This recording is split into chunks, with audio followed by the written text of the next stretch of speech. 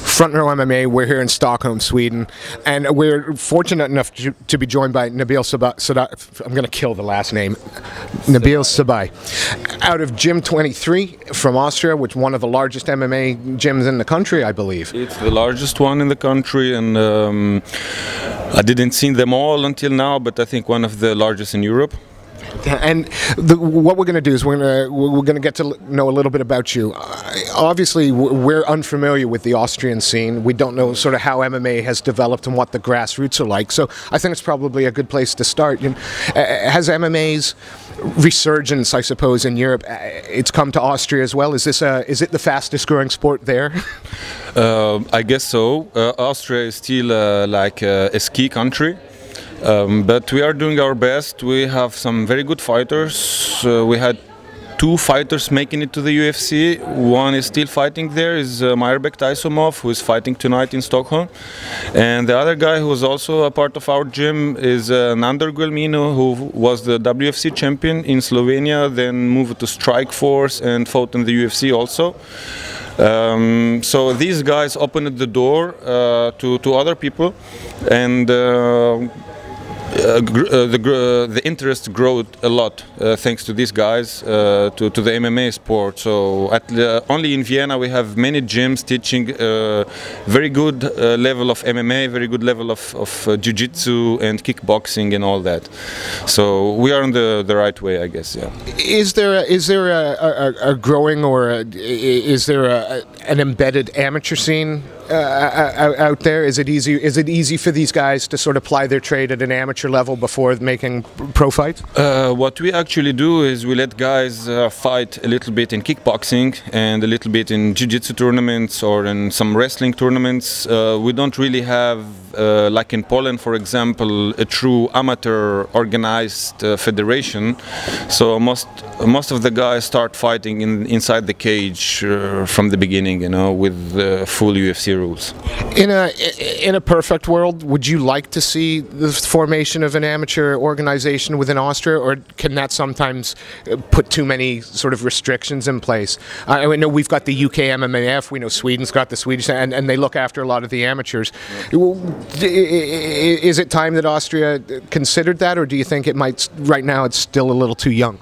I think it's going to be a nice move is if we have an Austrian federation regulating fights and organizing events many times a year for beginners. We will be really thankful for it. So I hope this is something is going to change in Austria, hopefully.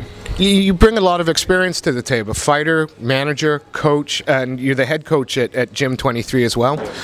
Where did your love affair with martial arts start, and when did that transition to MMA? I think I started like everybody else. I wanted to become Bruce Lee when I was young. So my parents took me to a karate school, which was not Bruce Lee's specialty. But I really enjoyed it from the beginning. The respect, the honor, the hard training, the discipline. I was always interested in different martial arts. I always liked kickboxing and Muay Thai. I enjoy judo, I enjoy jiu-jitsu, I enjoy wrestling, I enjoy boxing. I love martial arts. I even do some Wing Chun. I hit the Wood Man at the gym. So I do all kind of. I think it's wonderful, and all martial arts are good. So this is something I started with, and to be honest, I started appreciating MMA from UFC 1. But after a while, it started becoming boring with all this wrestling coming over. So it was all lay and pray. Then I quit it for a while and I came back. I remember it was UFC 40. Yep. I received the DVD. It was Ken Shamrock versus Tito Ortiz and Chuck Liddell against Babalu Sobral. And I completely fall in love with the way Chuck Liddell was fighting. And I started following Pride also, and it's just an amazing sport, you know. You start training. You've got a history with your karate. When did you make the choice? Because you've competed as well. When did you make the choice? Did you always was it fighter first, coach second? How have you got to where you are today? Are you still competing No, I'm not competing anymore because I don't have the time to prepare properly. So I'm busy with those guys. I think if I try to take care of myself, it will be a little bit selfish. I need to spend my time taking care of the team, making sure that the atmosphere is good, making sure that all the other coaches are taking care of the fighters. We have great coaches at the gym. So for me, is now 100% focus on my team. You know. Was that a tough transition from competitor to coach, or was it a natural? Did it seem quite a natural transition? No, I think it was a natural transition, and since I became a father of 2 daughters now, I lost a little bit of my aggressivity and the will of beat somebody up. So I prefer let my young kids doing it, you know. What's the first lesson or the first message that you give to people who want to step into the cage to fight? What's the one thing that they have to understand? Most important thing is first of all to train hard. You know, a lot of people want to have shortcuts. They think they just have to look good to be strong and to learn a little bit of punching and grappling and stuff. It's much tougher than that. Of course, a lot of people let people in the cage not ready enough. We make sure that our guys are really prepared. So when I put somebody to fight, I'm pretty sure he's gonna win his fight, you know. So that's the difference. We prepare the guys properly. You know, we did a little bit of research and we looked at some of the guys on your roster and stuff, and it seems to me, although I can find, you know, many of their fights, yeah, when I look on their records, the record doesn't seem to match the number of fights that I can see. Is this a problem within, I don't know whether it's European or Austria or, you know, the certain area, but is this a problem that you can see? Yes, this is a big problem for us, not only for me personally or for my team. It's an Austrian problem and German-speaking area. That means Germany and Switzerland also. I have talked with a lot of my friends from other gyms in Germany, like MMA Spirit, Nils Schlegel, a good friend of mine, and we all have the same problem about records and fights being changed from professional to amateur and fights disappearing, and we can't even. I have at least four events that I promoted myself in Austria last year, 2014, that are not on Sherdog. There is a lot of guys in Austria like Aslodin Kuchiev, who has now a ridiculous 1 and 2 on Sherdog, and he normally is 13 and 2 or something, you know. I have many guys like Tamerlan Dadaev, who is a very young kid. He's not even in my gym. He's another gym.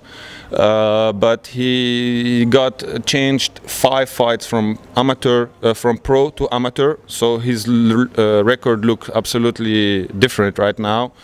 And this is really like, for me personally, I think it's criminal doing this. Well, it seems to me that it takes opportunities away from the athletes, because of course I know a record is just numbers, but quite frankly it's the record that allows you to progress to bigger shows and bigger shows and bigger shows. Is it a case that that people are being selfish and looking after perhaps a specific group as opposed to looking after everybody in the area? Absolutely. I think some guys, they are at the same time managers and having good connections to Sherdog. They are doing this stuff on purpose, I guess. These guys never fought, never got punched in the face. They don't know what it is. They never trained hard, and they are taking really a lot away from these fighters, and this is absolutely not fair, you know. And I got to point out, this isn't Sherdog's fault. Sherdog report what is given to them. So it's not that Sherdog are letting anybody down. It's the people organizing the events and responsible for reporting. Yes, exactly. Until now, I did my best, even if it wasn't my event, to collect all results and send to Sherdog.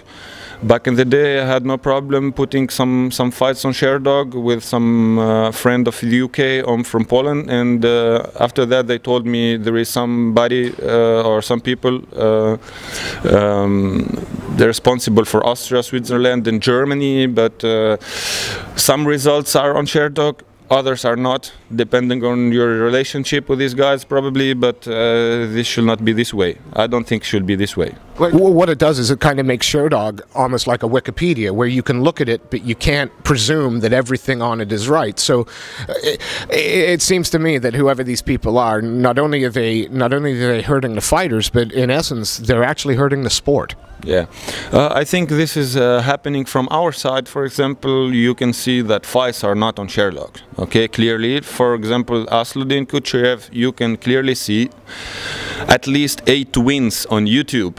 Him knocking someone out, you know, and there is yeah, so I can prove that the guy fought, you know. We can see, for example, in Russia, many guys undefeated with 17-0, 18-0. You can see this in Brazil, 22-0, 24-0, and this is also corrupt, I guess, you know. But you see, these people are doing what they want, you know, and this is not fair. Must be somebody behind it taking care of it. Also, for a country like Austria, we have a lot of events. We need somebody responsible for this. Somebody the fighters trust. Yeah. You know, and since I started in this business, all I was trying to do is to give a proper chance to fighters to showcase themselves. If they are from our gym or from a different gym, I don't care. I love the sport. I love fighters that are doing their best, and we want to support them. So this is my part of the deal, you know. Let's move on to something a little more pleasant. You know, you talked about what a great team you've got. You know, there are some people that perhaps right now are underneath the radar that we should keep an eye on, names to keep an eye on, or, you know, if we hear, you know, go on YouTube and look at this guy, who should we keep an eye on for? Many of our guys are pretty good right now, very young, many guys under 25. With excellent records already, and very high level, very well-rounded, good strikers, good wrestling, good grappling. We had the chance to have the last 5 years some excellent grappling coaches like Fernando Paulon or Orlando Neto. Right now we have Mike Rashkov, who is an absolute amazing grappling coach. We are really happy about him. So the level, the all-around level in Austria grew up a lot. My guys, what I can say now, I have, for example, Alexander Rakic, who's a light heavyweight, huge guy, 6'4". A lot of managers have interest in him right now. Also have at least 2 to 3 fights missing on Sherdog, you know, wins. And I think he's the next guy fighting in the UFC, probably from our country.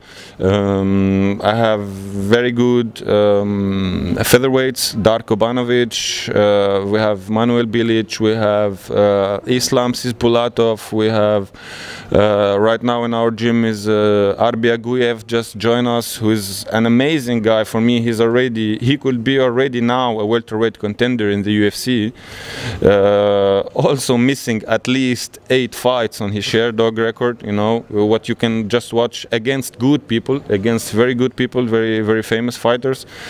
I have a lot of guys who are just starting with MMA, but they have a very strong background in Brazilian Jiu-Jitsu and wrestling, and they're just like running through the competition right now in Austria. We already don't have opponents for them in these weight categories, like Gordian Shoba, or we have this young kid Dominik Shoba, we have Michel Riesch, we have Josef Leitner, we have Asludin Kuchev, which I just mentioned, and a lot. Since our new gym now opened, a lot of young kids interested. They like MMA, they like to train it all, and I think we will have a bright future in the next couple of years. You know, the growth of the UFC in Europe, they've announced obviously the Poland card. They're going back to Berlin. We've got Glasgow. The European scene for the UFC is constantly growing. That's got to be good news for guys like yourself and your team. What do you think of the growth? Has it been quick enough? Would you like it to be faster? Or are you happy? From one side, as a head coach, it's a good thing because we probably will have more opportunities to get in there. As a fan, I think since they started doing too much events, maybe the level is not that great in some fight nights, in the prelims or whatever. We can for sure fight at that level now already. I don't say that all cards are not good, but some guys at certain levels, are, I don't know how they made it to the UFC or whatever, but you see a little bit of a level change sometimes, So it's for sure. I just heard yesterday that there's going to be an event in Poland. Yep. So that's awesome. That's absolutely great for the fans, great for the sport, great for us as a gym, because even more people would get interested in watching it, training it. So it's all good, actually. Yeah. And you mentioned there's a guy that's trained with you in the past, Tazimov, who's fighting tonight. Give us we saw him in the last Sweden card. Good Lord! I mean, the knockout was stunning. Is this guy? Is this guy a future champion? I honestly think he's a future champion, because I'm following him since 5 years. We trained a little bit together. He moved a little bit to Germany, to Thailand, and all around. But I have seen his work ethic. I have seen him waking up every day at 6 in the morning, having his training, and 9 in the morning he's in bed again. Waking up again, training again, sleeping again, training again. Non-stop. He's like the hardest worker I have ever seen. He's absolutely a great wrestler. He have a one-punch knockout that everybody's seen.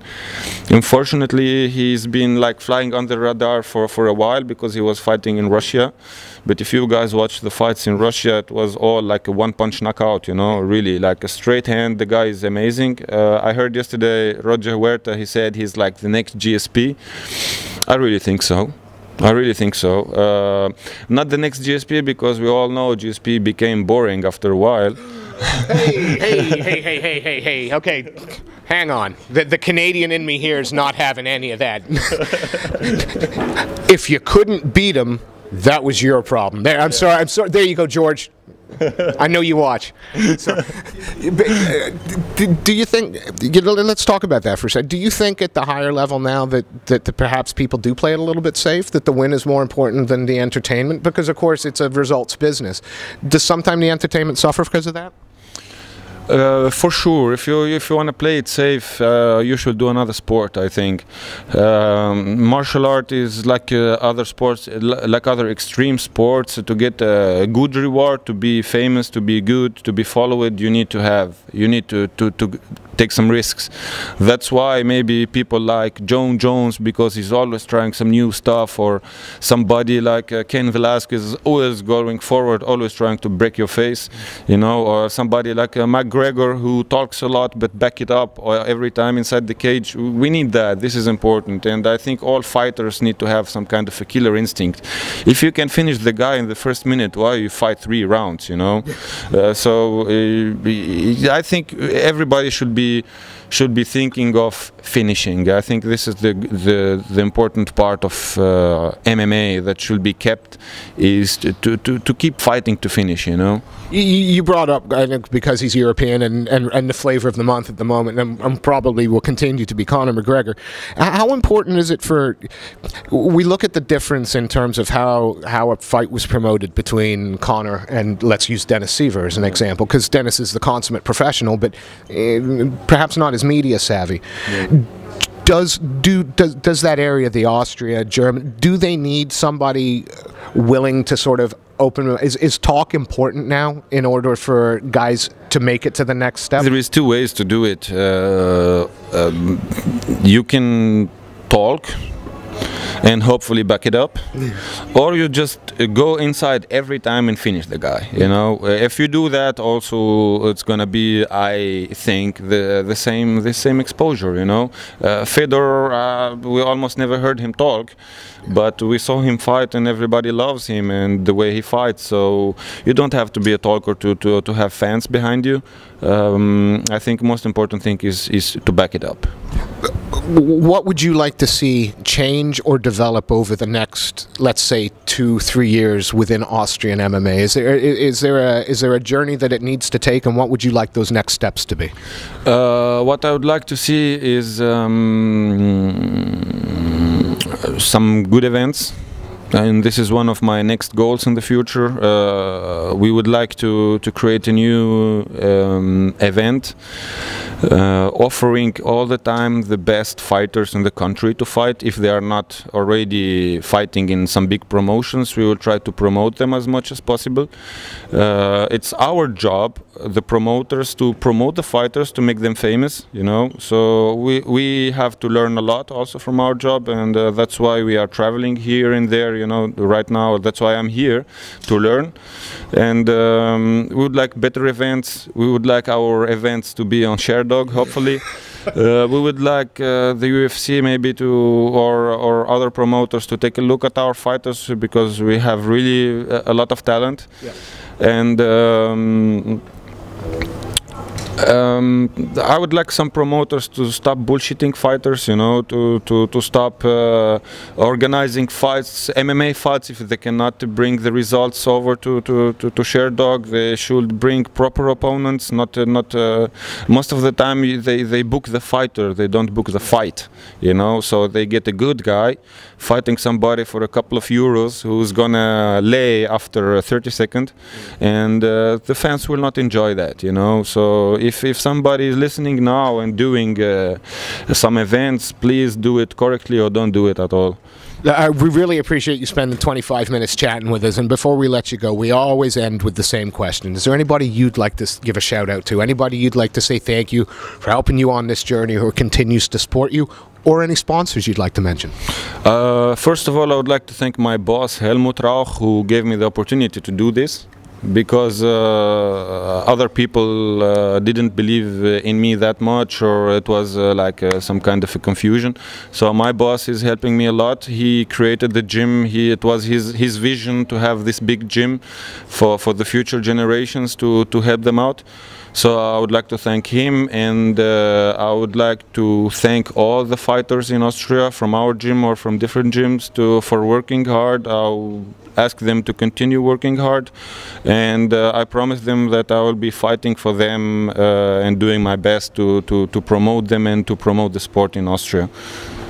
Thank you so much for your time. It's been a pleasure to meet you, sir. And you know, we hope that the rise of MMA in Austria matches that of the rest of the world, so we can see some of the guys you're talking about on the biggest stage soon. Thank you so much.